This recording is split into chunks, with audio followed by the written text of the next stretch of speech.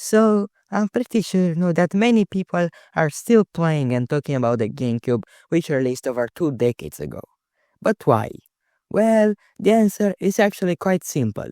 You see, the GameCube had a lot of fantastic games which performed really well thanks to the console being very powerful. The GameCube also had an amazing controller that gamers are still using to this day, and overall, it was very fun to play. But here's what's really interesting. Why did a console with so many advantages end up selling only 21 million copies? This may not sound like a bad selling system, but until then, no other Nintendo home console performed as bad as this one. Let me start by showing you how exactly made this console so incredible, because once we see what Nintendo packed into this little purple cube, the sales numbers become even more baffling. I'll start out by telling what a beast of a console the GameCube used to be. Despite being a Nintendo console, which mainly targeted creating a fun system that anyone can enjoy rather than something very powerful, the GameCube ended up being stronger than the PS2 and almost as powerful as the Xbox. And keep in mind the fact that these systems are known for their power. The only way the GameCube was underpowered was through its game sizes, which weren't able to go past 1.5 gigabytes, despite the PlayStation and Xbox being able to go up to 8.5 gigabytes. This limitation only happened because the GameCube used mini DVDs, unlike the competitors which are using full-size DVDs. I feel like this was a dumb move from Nintendo, because games cannot have the best graphics and resolution just because they opted for a smaller disc, and that just sucks. Thankfully, Nintendo compensated with an amazing controller that is still loved and used by many gamers out there to this day. But the GameCube controller was nothing like anything we've seen before. This joystick looks extremely weird at first glance, but after you start using it for a bit, you'll for sure understand why it is shaped like this. The placement of the two analog sticks which allow you to move around and change the camera angle was really clever, and because it was so convenient and comfortable, this design is still used today on the Nintendo Switch and Nintendo Switch 2.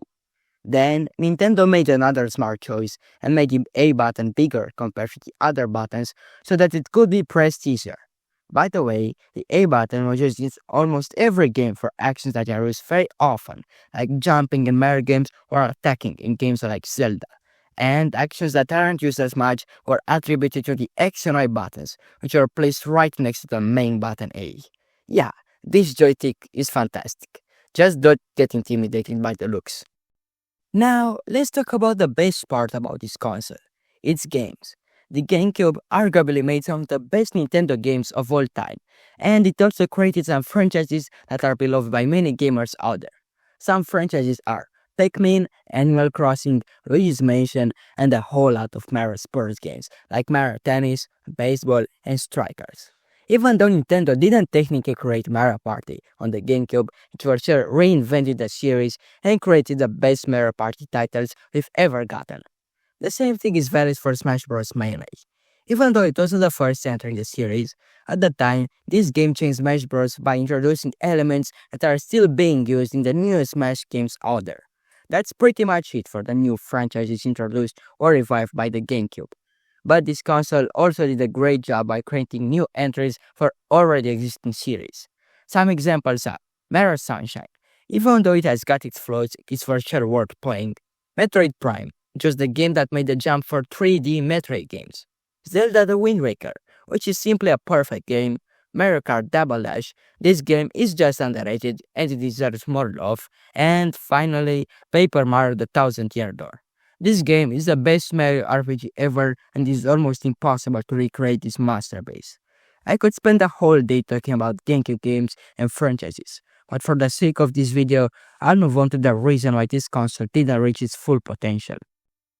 Well, the reason why the GameCube failed is quite unfortunate. You see, even though this console did everything almost perfect, from games to power to the amazing controller, it did one thing wrong: the marketing. Even though the ads weren't the best out there, you can't say that they were terrible. Instead, Nintendo just got the design of the console wrong. I know that sounds crazy, but just hear me out. In today's modern world, almost anyone can recognize the design of the GameCube because it is simply very iconic, thanks to the console being shaped like a cube, being purple, and having a handle at the top. But if you take a moment to think about all these features, they resemble the creation of a toy. This wouldn't be that big of a problem if Nintendo were going for creating a console just for children, but Nintendo wanted the exact opposite.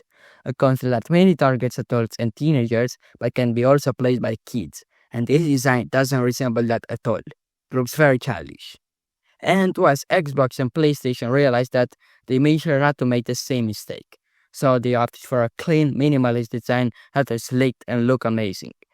This and the fact that these two consoles were able to play larger, better games made the more mature audience to buy either an Xbox or a PlayStation. But despite the failure of the GameCube, this console is loved by almost everyone nowadays. It turns out that people have realized how good of a console the GameCube used to be and how it is redefined Nintendo forever by creating games and franchises that are still being played today only after decades this console released. And this makes me extremely happy because Nintendo's best console is finally appreciated by people. Apparently, the GameCube was simply way too good for its time. If you don't agree with me, feel free to correct me in the comments down below. Also, if you enjoyed this clip, I'd be very grateful if you could like, subscribe, and share this video. I was David. Bye. Have a nice day.